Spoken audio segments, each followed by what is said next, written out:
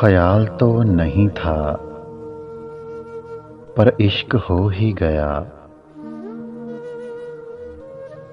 ख्याल तो नहीं था पर इश्क हो ही गया।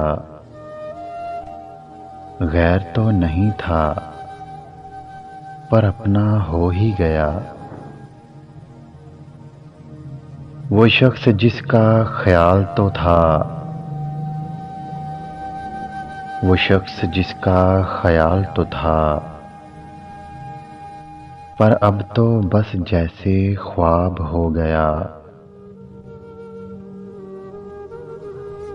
कितने सपने सजाए थे उसके लिए हमने,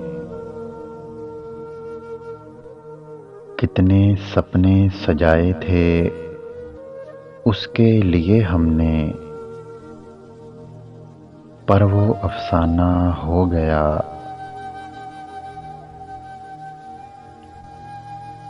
हम ढूंढते थे कभी मोहब्बत की राह कैसी होती है। हम ढूंढते थे कभी मोहब्बत की राह कैसी होती है। अब हमें मोहब्बत से चलो इश्क हो गया।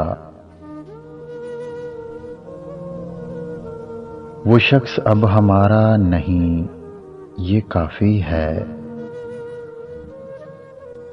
वो शख्स अब हमारा नहीं, ये काफी है।